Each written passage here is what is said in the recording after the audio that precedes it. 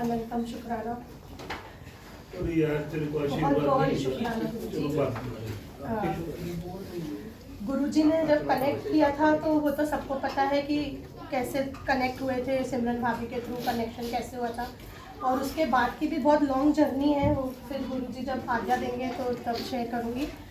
लेकिन जो पहला सत्संग गुरुजी ने करवाया था रसल खेमा में, वो कराया था इनके ही बर्थडे पे स्टार्ट कराया था 2 साल पहले, और करते करते अब गुरुजी ने मन में थॉट डाला कि अब मंथली करना चाहिए, और वो मंथली करते करते इस 22 को जब गुरुजी निवास में वो सत्संग गुरुजी जब कराएंगे तो 2 इयर्स पूरे कंप्लीट होंगे गुरुजी का सत्संग करने में। और बस गुरुजी से यही निवेदन है कि बस ऐसे ही अपनी सेवा में लगाए रखें, सत्संग का, सिमरन का, और ऐसे ही उसमें अपने चरणों कमलों के पास बिठा के अपनी सेवा कराते रहें। सेवा, सत्संग, सिमरन सब में लगाए रखें, और कुछ भी भूल चूक हो जाए तो गुरुजी माफ़ करें, क्योंकि गुरुजी माफ़ बहुत जल्दी कर देता है। और बस हमें भी कोशिश करनी चाहिए कि हम भी जितनी कम गलतियां करें, क्योंकि फिर गुरुजी ये बोलेंगे तुमने तो मेरे को टेकन फॉर ग्रांटेड लेके रखा है कि तू गलतियां करो मैं माफ़ करूं, तो हमें उनको टेकन फॉर ग्रांटेड भी नहीं लेना है। तो थैंक यू गुरुजी फॉर सत्संग बख्शने के लिए, क्योंकि ये हर किसी के उसमें नहीं होता सत्संग, ये भी अगर होता है तो गुरुजी की आज्ञा से होता है और गुरुजी की शक्ति से होता है। हमारे अंदर कोई शक्ति नहीं है कि हम कर सकें। और शुक्राना गुरुजी। गुरुजी कैसे छोटे छोटे थॉट्स, जैसे मेरे हस्बैंड बोल रहे थे, अंकल बोल रहे थे कि सुनते हैं। जब हम जून का डिसाइड कर रहे थे कि हम कब करेंगे, तो मेरा ऐसे तो सैटरडे गुरुजी ने फिक्स किया हुआ है किसी भी मंथ के सैटरडे में, तो लेकिन अगर हमारा कोई जैसे एनिवर्सरी हो गया या बर्थडे हो गया, अगर वो सैटरडे पे पड़ता है तो हम कोशिश करते हैं कि उस दिन सत्संग करें। तो इनका इस बार ट्यूसडे आ रहा था, तो मैं वही सोच रही थी मैं क्या करूँ। मुझे 1-2 जनों ने बोला भी ईद की छुट्टी है तो ट्यूसडे को रख ले, लेकिन मुझे वो अंदर से भाव नहीं आ रहा था। मुझे ऐसा लग रहा था कि नहीं, गुरुजी ने सैटरडे मुझे बख्शा है, तो मैं एक ओकेशन के लिए, मेरे को पता नहीं क्यों अंदर से वो थॉट नहीं आ रहा था। और हम किसी सत्संग में गए थे, मैं वहाँ किचन सेवा में खड़ी थी, मैंने अमित अंकल को जनरली ऐसे बोला कि अमित अंकल 18 को इनका बर्थडे है, कोई सत्संग अगर उस दिन हो और आपको कोई इनवाइट आए तो मुझे भेज देना, I will go and attend the सत्संग, क्योंकि हमारे यहाँ हम 22 को कर रहे हैं। तो बोले ठीक है। तो that was just a thought कि हम जाएंगे, सत्संग अटेंड करेंगे and will take the blessings with Guruji and celebrate the birthday with him.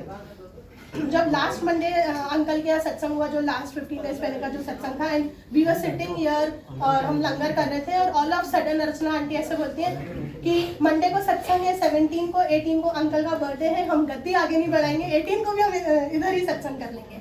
और मैं कहा हाँ, तो अमित अंकल एकदम से बोलते आप ही तो पूछ रहे थे ना कि सत्संग का है, यही है।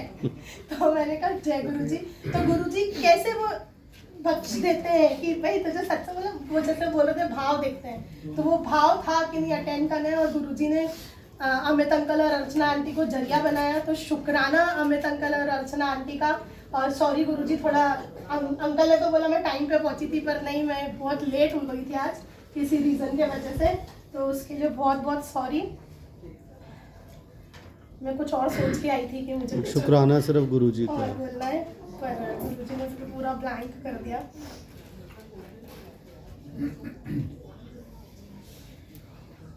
गुरुजी बार बार वो पापा का थॉट दिला रहे हैं, तो मैं फिर वो पापा का सत्संग ही शेयर कर देती हूँ। गुरुजी कष्ट काटते हैं, गुरुजी कल्याण हर किसी का अलग अलग वे में कल्याण करते हैं, और हमें नहीं पता चलता। जैसे कल कोचर आंटी भी बोल रही थी, सत्संग सुनने से, बताने से किसको कैसी ब्लेसिंग्स मिल रही है, कौन कैसे ब्लेस हो रहा है, वी डोंट नो। तो गुरुजी कल्याण करते हैं। जब पापा मेरे नए नए कनेक्ट हुए थे, मुझे नहीं पता कि उनके ऊपर कौन से कष्ट आने वाले थे, कि क्या आने वाला था। ऑल ऑफ सडन वो अपने शॉप पर बैठे थे, और वहाँ पे उन्होंने एक छोटा सा मंदिर बना के रखा हुआ, बनाया हुआ है, और जब गुरुजी से वो कनेक्ट हुए तो उन्होंने वहाँ पे गुरुजी को भी वहाँ पे स्थान दिया, गुरुजी ने अपना स्थान वहाँ लिया और वो वहाँ बैठे थे। एंड ऑल ऑफ सडन वहाँ पे और वो शॉप पे थे, तो वो ज़्यादा बड़ा कैंडल और ऐसा कुछ नहीं था, वो इतना सा कैंडल जलाते थे, और ऑल ऑफ सडन वहाँ आग लग गई उस टेम्पल पे। अब वो दूसरे वाले रूम में टेम्पल था, पापा बाहर बैठे थे, और ऑल ऑफ सडन उधर हो गया, और गुरुजी का पूरा स्वरूप और कुछ नहीं खरा जला, सिर्फ गुरुजी का स्वरूप जला उसमें। और उस समय वो बहुत नए नए कनेक्ट हुए थे। तो वो बहुत घबरा गए कि क्या हुआ। फिर उन्होंने मेरी बुआ को फ़ोन किया जो दिल्ली में रहती हैं और वो भी कनेक्टेड है, तो उन्होंने उनको समझाया कि कुछ कष्ट आने वाला होगा तो गुरुजी ने ले लिया आपके ऊपर से। तो then again he done the shukrana satsang at home and everything. और अभी कुछ दिन पहले सेम इंसिडेंट गुरुजी ने सेम किया है। मंदिर में गुरुजी पापा ने अपने घर के मंदिर में दिया बाती करी है, और उसके बाद वो अपना डेली कोर्स के जो भी काम होते हैं, शाम के दूध लाना ये लाना, वो लेने चले गए। और तब तक कुछ नहीं था, जो दिया था वो आराम से इतनी सी जोत में जल रहा था। जैसे ही वो घर वापस आए हैं, जाके अपने रूम में बैठे हैं और ऑल ऑफ सडन मंदिर में आग लगती है और पूरा मंदिर जल जाता है। आजू बाजू में कुछ नहीं होता, सिर्फ उस मंदिर के पर्टिकुलर हिस्से में आग लगती है और पूरा जल जाता है। गुरुजी के स्वरूप जलते हैं, जो दूसरे भगवानों के स्वरूप थे वो भी काफ़ी जल जाते हैं, लेकिन मोस्टली जो है वो गुरुजी के ही स्वरूप को कुछ कुछ होता है, क्योंकि मोस्टली सब जगह वही थे।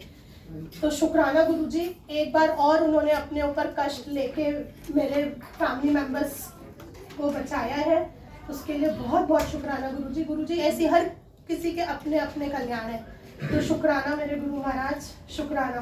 बस कोशिश ये करना है, हम बोलते हैं ना कि हम गुरुजी को मानते हैं, हमें गुरुजी को मानना तो है, पर हमें गुरुजी की भी मानना है कि वो हमें कैसे सिखाते हैं, क्या करना चाहिए क्या नहीं। तो we should try to follow that. और बस यही गुजारिश है गुरुजी से कि बस इतनी हमको वो बख्श दे दात कि हम उनकी मानना स्टार्ट करें। क्यों? क्योंकि हम ह्यूमन है ना, अपना दिमाग चला लेते हैं, अच्छा ये नहीं, अच्छा ऐसा नहीं, चलो ऐसे, ऐसे नहीं ऐसे, इफ़ एंड बट्स बहुत जल्दी आ जाते हैं। तो बस कोशिश करें कि इफ़ एंड बट्स को थोड़ा कम करें, और जैसे जैसे गुरुजी चलाते जा रहे हैं वैसे वैसे हम बस चलते जाएं। शुक्राना गुरुजी, शुक्राना, थैंक यू सो मच। जय गुरुजी, शुक्राना गुरुजी।